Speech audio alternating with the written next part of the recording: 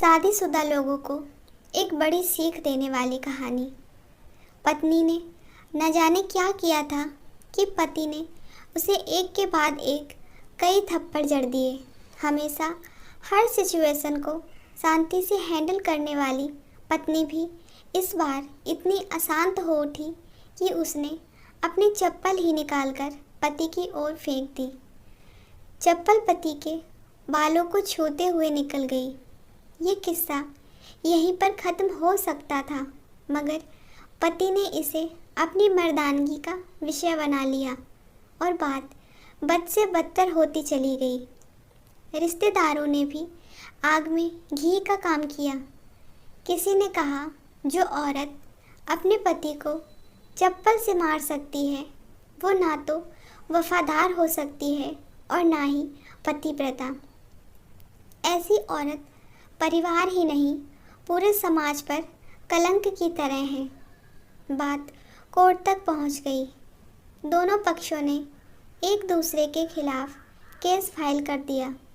पति ने चरित्रहीन होने का तो पत्नी ने दहेज और शारीरिक उत्पीड़न का आरोप लगाया। 2 वर्षों से अधिक समय के लिए केस चला था। इन 2 वर्षों के दौरान दोनों पति पत्नी अलग अलग रहे थे। आखिरकार वही हुआ जो सब चाहते थे, डाइवोर्स। दोनों पक्षों के रिश्तेदार, उनके माता पिता और दोनों के वकील।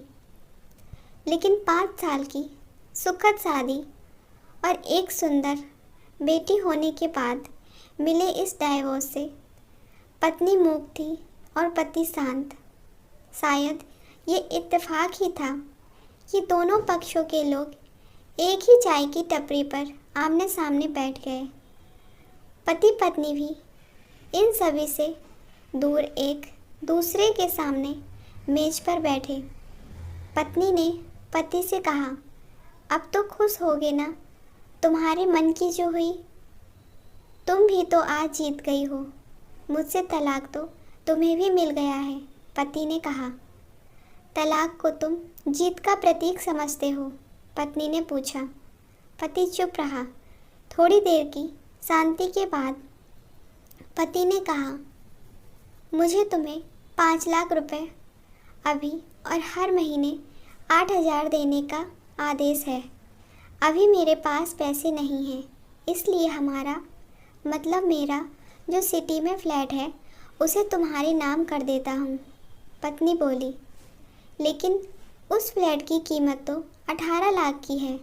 हाँ, लेकिन हमारी बेटी तुम्हारे साथ है और आगे जाके उसके खर्चे भी बढ़ेंगे, तुम्हें थोड़ी आसानी होगी। पति ने कहा, नहीं नहीं, मुझे सिर्फ 5 लाख ही देना और तुम हर महीने 8,000 जो दोगे मैं उसी में मैनेज कर लूँगी। अगर 5 लाख नहीं है तब भी कोई बात नहीं। पत्नी बोली। दोनों फिर से शांत हो गए।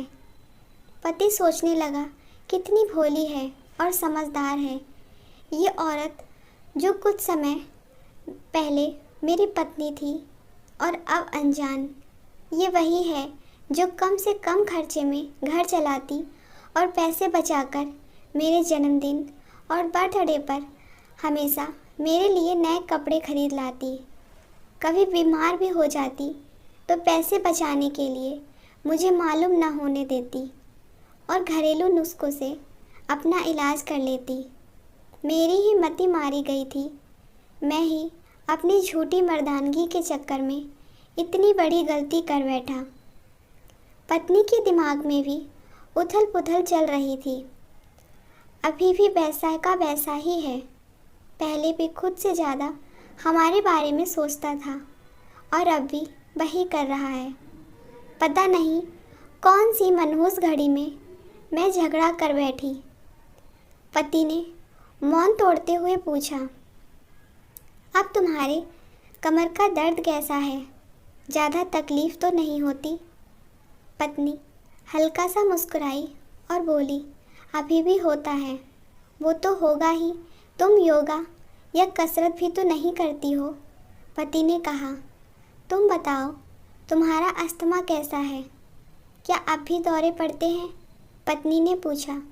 हाँ, पढ़ते हैं, पहले से ज़्यादा, क्योंकि अक्सर इन्हेलर भूल जाया करता हूँ।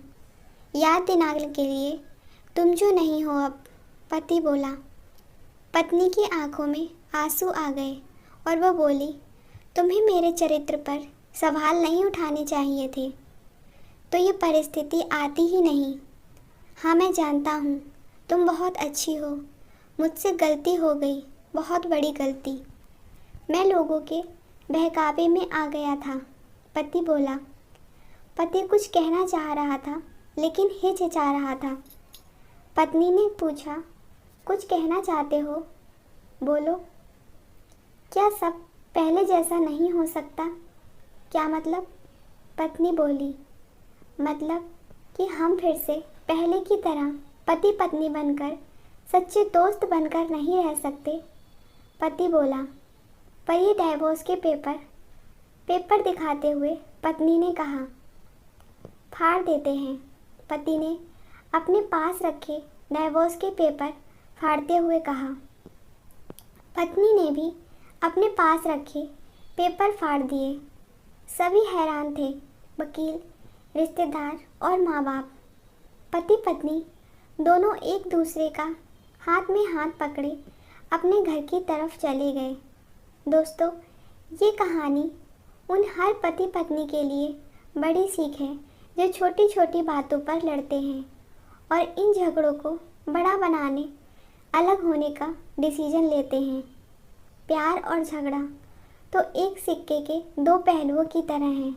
दोनों को स्वीकार करना होगा, तभी ये पवित्र रिश्ता उसकी मंजिल तक पहुंच पाएगा। आशा करती हूँ दोस्तों, आपको ये वीडियो पसंद आया होगा। वीडियो पसंद आया है तो वीडियो को लाइक, शेयर और कमेंट ज़रूर करें। अगर चैनल पर नए हो तो चैनल को सब्सक्राइब करना बिल्कुल मत भूलिए। वीडियो को पूरा देखने के लिए धन्यवाद।